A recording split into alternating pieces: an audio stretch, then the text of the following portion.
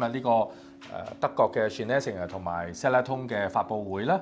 咁我哋好高興啊請到Ceraton 嘅老細啦，Mr. Michael Schwab 啦，就嚟到香港同我哋介紹一啲新嘅產品啦。咁啊 Michael 就話啦，咁首先佢係Ceraton 嘅老闆啦，亦都係 Schnesinger全球嘅代表啦，代理商啦。咁佢哋除咗係生產同埋發表呢個喇叭啦之外啦，咁亦都因為非常之複雜同埋非常之即係一個好特別嘅 product 嚟嘅，其實佢嘅喇叭都咁，所以佢哋好慎重咁去選擇一啲拍檔可以發揮到佢哋喇叭嘅一啲配件嘅，咁就好似 Schnesinger 啦嚇，同埋好似我哋公司咁樣啦。首先佢哋係一個喇叭嘅生產商啦，咁但係一個喇叭其實佢哋發現好早，佢哋已經發現咧，原來一個喇叭係一套系統入邊最後一個防線啦。咁但係佢發現原來喇叭係非常之敏感嘅，即係大家都好即係一般發燒友啊或者市民啊都好少話留意到，即係喇叭佢受到外界嘅干擾啊成啊會影響到佢有幾大嘅。咁但係Schnesinger同埋呢個 Ceraton 佢哋就志同道合嘅，佢哋知道呢樣嘢係好密切關係，好緊要嘅。其實就唔淨止係影響喇叭，其實因為你成套架撐都係連埋晒一齊，其實都有呢啲EMI、RFI 嘅干擾咧，都係影響得好緊要嘅。咁尤其是而家嗰個無線技術越嚟越發達啦，咁啊而家5G啦，就嚟6G啦、7G啦嚇，咁你佢就話你打開個電話，你而家 search for WiFi， 話以前3、4個，而家你一棟大廈你隨時碌嚟碌去都未碌晒嘅，有100個超過，咁所以大家可以想像得到佢個干擾係有幾大，同以前係唔同嘅。咁另外啦，就係話頭先我哋講啊，佢嘅糾正我就唔好用 conditioning 嘅，因為一般 conditioning 咧，佢話係你可能得到啲好處嘅，可能會清啲啊，中音順啲啊，但係佢都係唔全面嘅，因為你通常一般市面上啦，即係Schnesinger推出市場之前，你發覺好多 conditioning product 咧，都可能一得會有一失嘅，唔係好全面嘅。但係點樣可以真正發揮到哇？即係有呢樣嘢聽清咗，嗰樣嘢唔會話缺咗嘅咧。咁其實佢聽咗咁耐，淨係得Schnesinger係做到呢一樣嘢咯。OK， 咁講翻干擾啦。咁Schnesinger從來都唔會用一啲電容啊或者電阻啊擺喺嗰個信號，即係話佢係完全係冇干擾你本身系統所產生緊嗰個信號嘅 signal path 嗰度，佢完全係唔會干擾你嘅。亦都唔會希望話多咗呢樣就少咗嗰樣，即係佢哋嘅出發點就係喺呢度咯。咁即係點樣可以做到即係呢一樣嘢咧？咁呢個就係Schnesinger嘅特點咯，係咯。就係好似線材嘅製造啦，咁好多產品喺市面上而家都係啦，大部分都係用 shielding 啦，唔同嘅屏蔽啦。但係屏蔽好多時咧都係你可以隔住啲干擾，但係亦都會影響到啲聲音嘅嚇，可能你會有失咗好多信息嘅嚇。咁跟住嗰啲設計師咧就用唔同嘅 shielding 去設計啦，多啊少啊，即係差唔多叫實驗式啦 ，try and error 咁樣試下呢度加個減嗰個，搞嚟搞去，咁即係現代嘅線材都係咁做嘅。咁Schnesinger其實即係早佢未開始出線材啊，或者開始研究嘅時候，其實同其他線材嘅生產商一樣啊，都係面對到相同呢啲咁嘅問題㗎，處理嘅方法亦都係一樣嘅。咁跟住落去，佢發覺喂唔妥喎，咁佢就即係集合咗唔同嘅即係人啦，唔同嘅範疇嘅嘢啦，去了解究竟點解咧，同埋想自己去揾一套系統出嚟，即係令到點樣可以整一條線一個系列嘅線出嚟咧，係可以全面啲發揮到嗰個音頻啊、個信號啊咁樣咯。Because we're so convinced and the exclusivity. OK， 咁Schnesinger最主要咧，你發覺佢最後佢 develop 咗兩個系統，一個就係 Atomic Pointing Treatment 啦，即係一個將個分子重新再整合嘅一個系統嚟嘅，即係將導體即係導體處理嘅一個技術。另一個咧就係 Gigahertz technology， 即係就係點樣可以喺嗰個用一個發射嘅頻率咧，去抵消一啲干擾嘅頻率嘅。呢兩個系統即係到而家都係佢哋最核心嘅技術，亦都係其他牌子冇嘅嚇。咁即係佢頭先就用跑車嚟形容啦。你以為自己當一般人你以為自己係揸緊嗰架跑車好勁嘅時候，咁其實原來仲有啲更加勁嘅嚟緊嘅。咁呢個就係即係亦都係算咧成日佢哋嘅本子啦。即係佢哋會不斷咁樣再去發掘啲更 upfront 更高嘅水準嘅產品咯，係咯。So came in. 咁啊 Shinesa 成日就09年開始launch 啦呢個牌子啦，咁亦都係用佢哋嘅 family name 啦，亦都係即係佢爺爺嘅名咁樣嘅，即係嗰個創辦人唔係佢啊，即係嗰個創辦人啦。咁初時咧都係一啲哇，真係即係一啲技術嘅嘢啦，同埋都即係包括我哋自己都感受過係比較係難服侍、難應用嘅，都幾複雜嘅初嘅產品。咁除咗話技術之外咧，咁其實佢都有俾好多意見廠咧，就係話點樣可以將啲嘢用得更加人性化啦，可以咁講啦，容易 friendly 啲嘅嚇。咁同埋不斷再將個技術再創新啊，再向上升啊，咁到今時今日，即係今日嘅主角啦，應該咁個 reflector 咧，就係佢哋認為係真係一件非常成熟又可以帶俾市場用家容易用嘅一個產品。I tell you, the last year my own. 咁最大嘅感觸咧係上年慕尼黑展嘅時候啦。咁佢哋我都喺度嘅，我都在場嘅。我哋哇滾水淥腳咁做到身水身汗啊！整好晒啲嘢啊，好晏啊！咁佢嗰個 Shinesa 嘅老細就先行出嚟，我話佢特登嘅嚇，跟住就喺個袋度攞嗰一件寶物出嚟嚇。就係咁樣咯嚇。In the future, now we are here with that product. coming in Munich. 咁就係佢攞出嚟啦，就問佢其實我哋都整咗好大輪嘢，整好晒都 OK tune 好啊，想散水㗎啦。咁佢又攞出嚟話呢嚿嘢可以擺邊啊，試下呢個係一個佢嘅新嘅發明，我哋嘅技術有向前邁進一大步啦咁樣。咁佢就咁佢又話我哋擺到試下咯，求其擺喺邊度咯。咁佢擺完之後，再聽翻同一首歌，哇！啲聲生猛晒，靜晒，細節又多晒，即係真係正咗好多喎咁樣。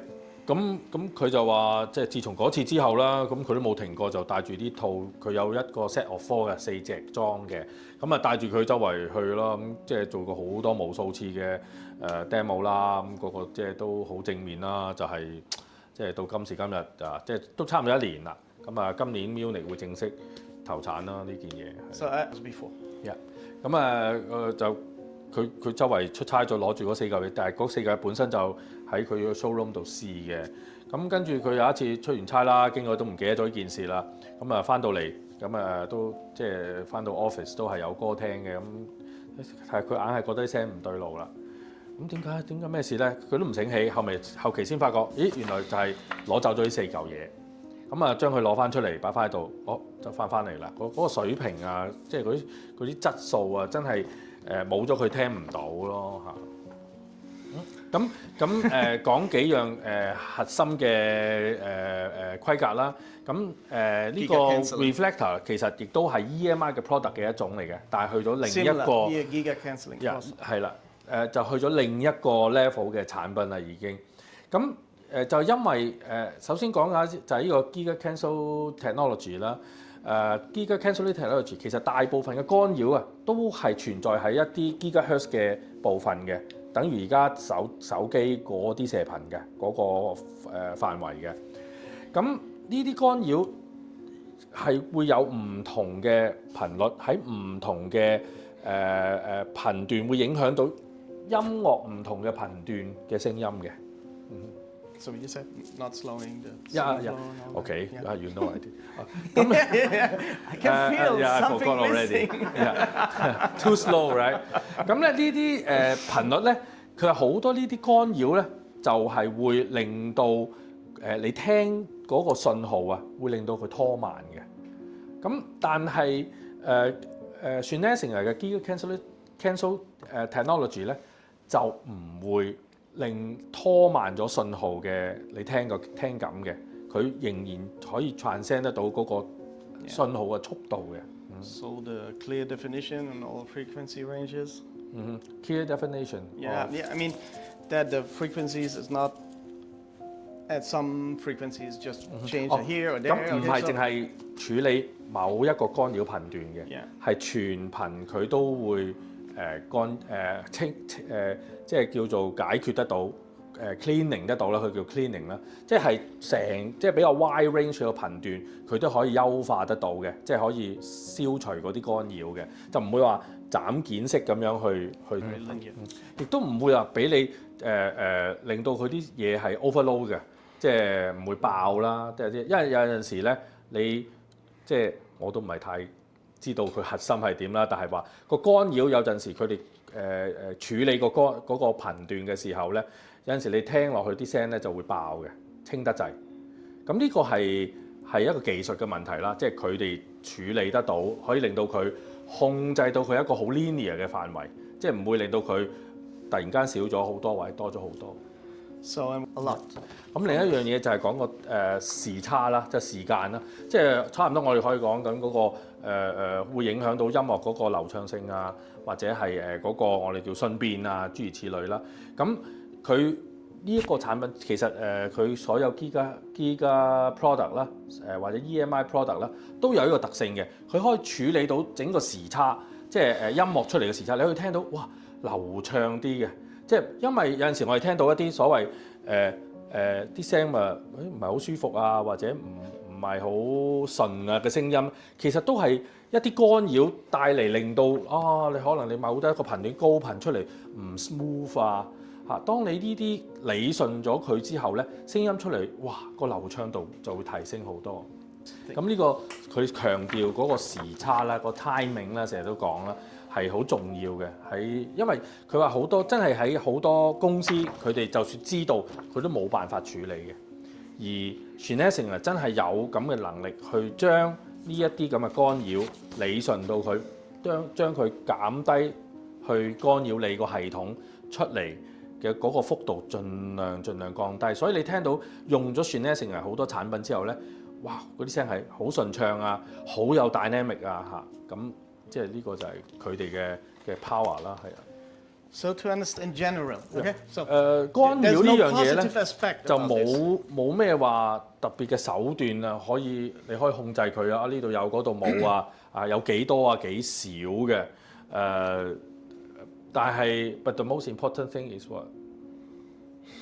No, I just want to mention it that it is so important to take it away and not just accept a fraction, or let's say 20% is good, or it could just some high frequency interference gives you a nice sparkling resolution on your tweeter. 咁佢想講咧就係話即係你唔會知道佢幾時出現，有幾多喺邊個位嘅，但係總之干擾就係唔好嘅嘢嚟嘅。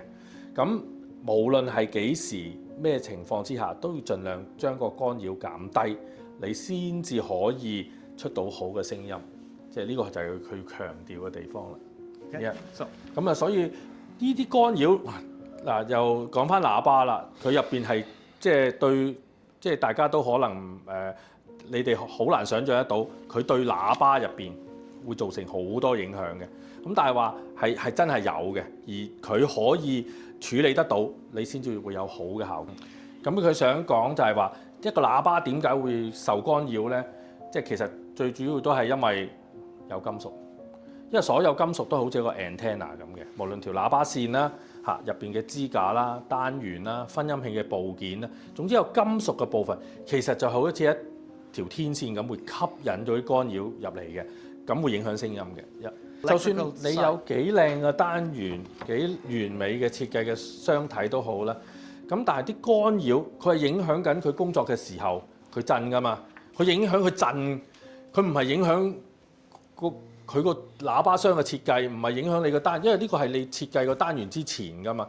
但係呢個係佢工作緊嘅時候受到嘅干擾，所以無論你有幾完美嘅單元好、雙體設計、分音器設計都好，如果你冇處理到嗰個干擾咧，佢一樣係衰聲嘅。And now comes the... 再者更加嚴重嘅干擾就係外邊你哋大家坐緊嘅地方，因為原來干擾咧會影響到當佢震完之後，再個聲音散向大家嘅時候，中間啲干擾會喺中間不停咁一層一層咁污染你嘅。咁所以你聽到嘅嘢未必係佢真正發出嚟嘅聲音嚟嘅。呢個就係即係你見到點解我哋今日要擺到成個陣咁樣嚇。一陣大家都會聽到㗎啦。咁其實尤其是喺城市係滿佈住干擾嘅，你冇辦法，如果你唔處理佢，你冇辦法聽到好聲嘅。Cancellation, the giga cancellation. Okay. 所以 SNESing 係非常之重視干擾問題啦，即係無論由內到外，即係每一個環節都真係我哋身處無論咩環境都係滿佈干擾。呢個就係點解 SNESing 你見到佢咁多唔同嘅不同嘅產品啦，就係針對唔同程度嘅干擾而生產嘅。咁因為有好多㗎，大家除咗見到呢啲一支支天線之外，其實我哋周圍都插咗好多嘢嘅，包括啲電源嘅產品，即係都係干擾嚟嘅嚇。咁呢啲細細少少，即係一點一滴啦，即係大家玩 HiFi 都知㗎啦，係咪啊？哇！呢度晾一啲嘢，嗰度少少加埋，即係整合得就好犀利㗎啦。所以 SNESing 絕對唔係一啲普通嘅 HiFi 配件嘅 accessory 嘅公司啦，佢真係一隻科研嘅公司，係喺每一個真係針對每一 part 所需要嘅干擾而生產一啲產品係真係有用，所以佢件產品真係都係針對性係某一樣嘢去做嘅，而唔係真係普通嗰啲HiFi 玩具咯。佢想講係啦。同埋佢想強調就係佢哋係德國人啦嚇，咁我對佢哋絕對唔係整色整水。佢話咁咧，即係佢絕對係真係實幹嘅，即係做嗰件嘢出嚟係真係有料到先至會推廣出嚟嘅，即係唔係嗰啲哇求其話俾你聽，喂得啊你試啦，哇插落去又話幾靚，即係絕對唔係即係嗰啲好花巧嗰啲產品啊。雖然大家可能對 SNESing 呢個牌子都唔係話好熟悉啦，咁但係如果大家再用心啲睇翻下佢啲技術啊，同埋睇下如果有啲用家係用緊啊，都發覺係其實有好多好早用家用緊一件產品，即係唔係好似其他 HiFi 產品咁哇出新嘢換啊，出新我哋好知好多客人即係10年前買嗰啲而家仲用緊嘅，雖然都冇出嘅停產咗，但係真係有用啊嘛嚇，唔係即係唔係花巧嘢咯。Okay. 咁阿 Michael 話佢都好高興啦，即係 SNESing係可以帶俾佢哋呢個咁最新呢個 reflector 呢個咁高水準嘅產品，因為大家聽咗就知㗎啦。咁即係除咗話做生意之外咧，即係佢覺得有一間公司喺個 market 入邊可以做到一件咁有水準，即係咁好嘅嘢，可以用。佢真係好驚喜咯，亦都好 proud of 佢而家呢個產品嘅帶嚟出嚟嘅效果咯嚇。咁呢個就係 SNESing 呢個最新嘅產品，想同大家分享嘅。So my first 咁呢個 reflector 想同大家分享嘅一樣嘢就係佢好開心啦，因為SNESing過去嘅產品大部分都係要插電嘅，咁今次係第一件嘢係可以passive 咁用嘅，即係被動式咁用，唔使插電嘅。咁亦都係可以做到甚至係更甚嘅，比之前嘅EMI 嘅 protector。咁可以隔除大部分喺個窗戶啊，喺呢個牆壁所走入嚟嘅 EMI 同埋 RFI 嘅干擾嘅。咁佢嘅用法咧就好簡單嘅，佢係有 set of 2、set of 4同埋 set of 6嘅。咁就視乎你嗰個干擾多少啦，我測唔到㗎嘛呢個，大家試啦。咁同埋房間嘅大小，好似我哋呢間房咁樣，我哋用咗隻嘅。咁我哋前2日去做嗰啲 demo 用2隻又有，4隻又有嘅嚇。咁即係就視乎，但係個客人譬如話佢而家買，但係呢個唔可以記住係唔可以後加嘅。即係譬如我而家買咗 set of 2，我唔可以第時再買多2粒 set 嚟嘅。你再買就變咗又買多 set of 2噶啦，即係因為佢係一個 master 嘅，跟一個 slave 咁樣嘅，即係呢個叫 set of 2。如果 set of 4就一個 master 跟3個 slave 或者叫 set 嚟啦。set of 6咧就係一個 master 跟5個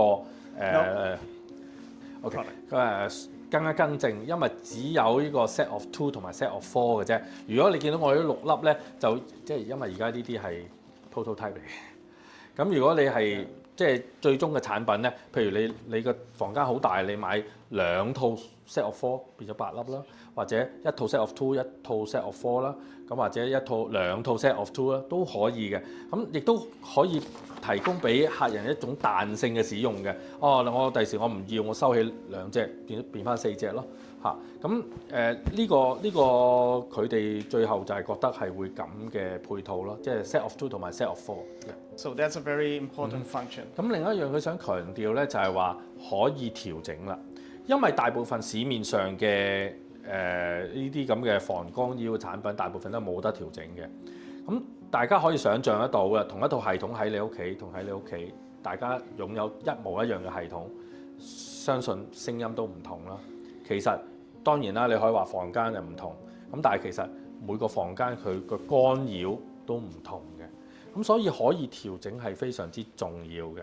咁或者喺你屋企，喂，你用呢個程度就夠啦。你再想冇反應嘅，甚至有負面嘅，因為有陣時太乾淨 clean 得太乾淨都會有陣時太清嘅又唔係咁舒服嘅。咁你可以 stay 喺中間嘅位置，唔使去到咁高嘅。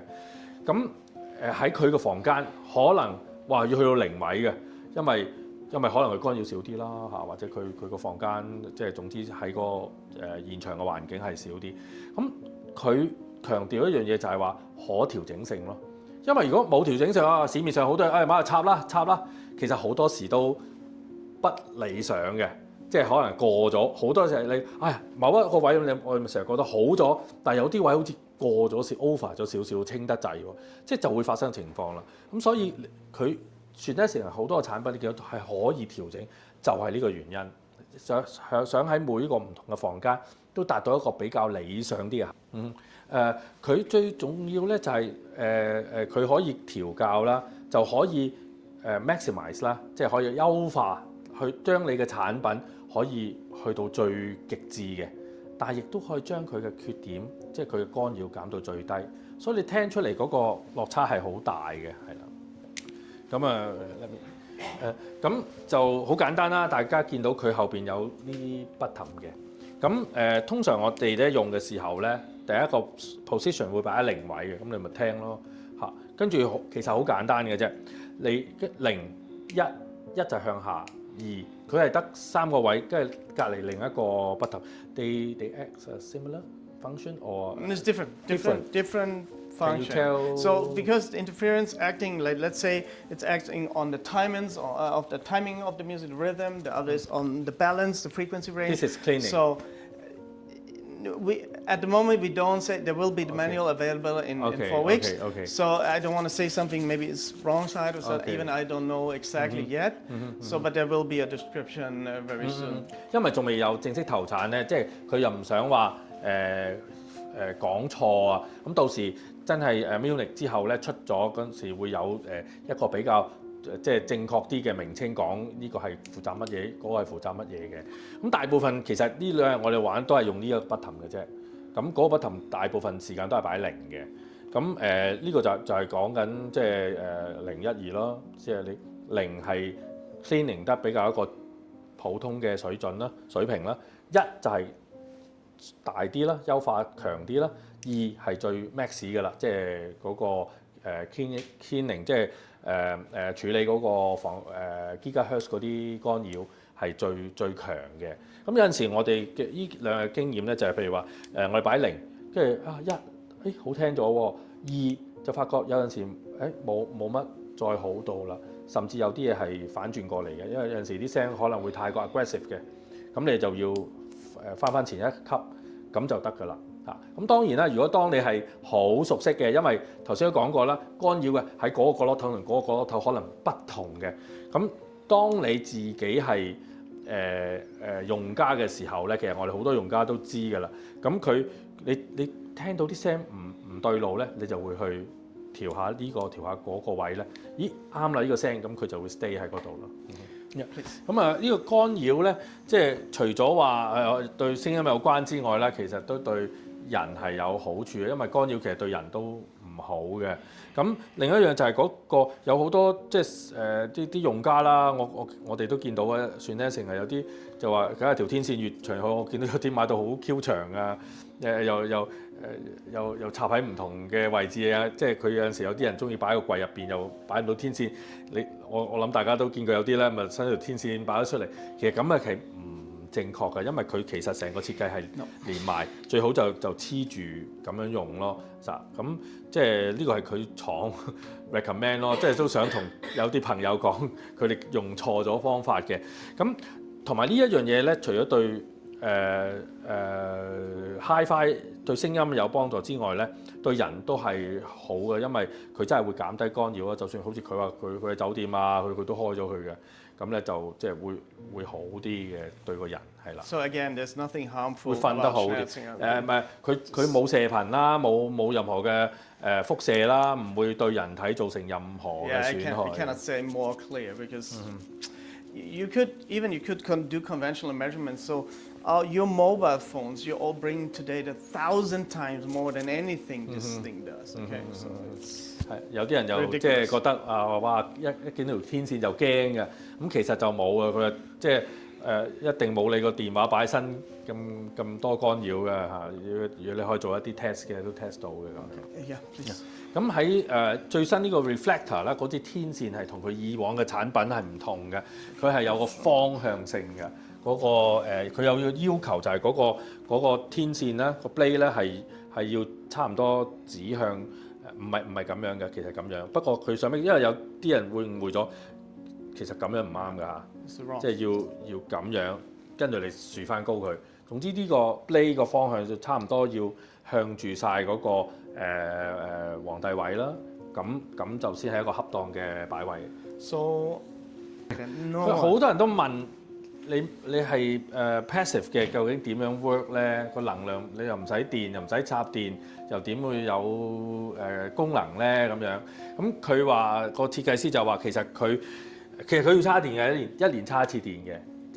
But it needs to be powered That's the second part. That's the second part about support. Remember? 咁其實佢入邊咧，佢其實成個操作入邊，首先點樣嘅原理佢唔會講，因為呢個即係黑科技啦，你當。咁但係佢你可以 disclose 俾大家聽，就係話呢個產品佢係本身會將啲能量吸收啦，即係呢啲，因為干擾都係一種能量嚟嘅，佢會將佢吸收再射翻出嚟嘅。咁呢個就係佢點解 passive 嘅解釋。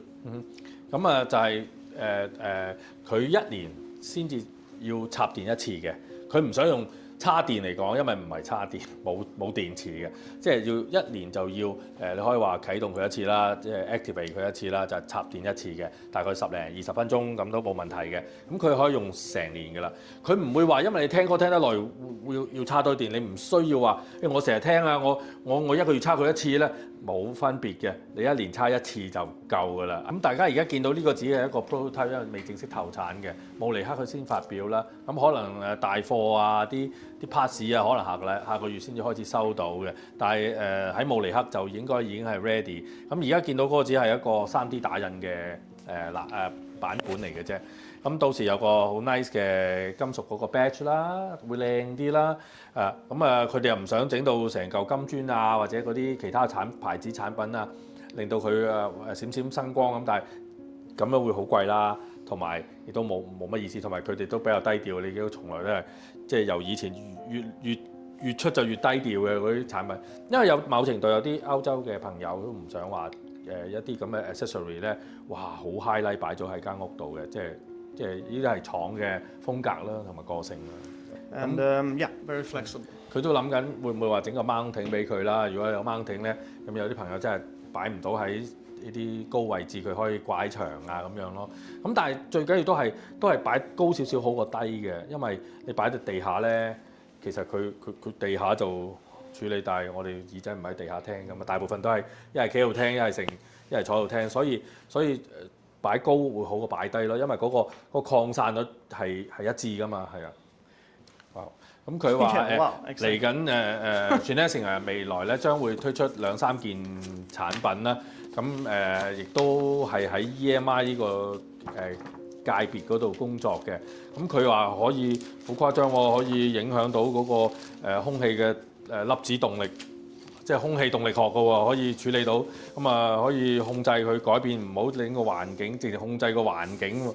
咁我哋拭目以待啦，睇下有啲咩好勁嘅產品嚇。因為再強調一次啦，因為 Genesis 啊，即係唔係一般嘅 Hi-Fi 公司啦，佢即係一間科研嘅公司啦，研究干擾啊，研究干擾對產品嘅影響啊嘅一個公司，所以你見到佢每樣產品都同其他市面上嘅產品有少少唔同，就係咁嘅原因。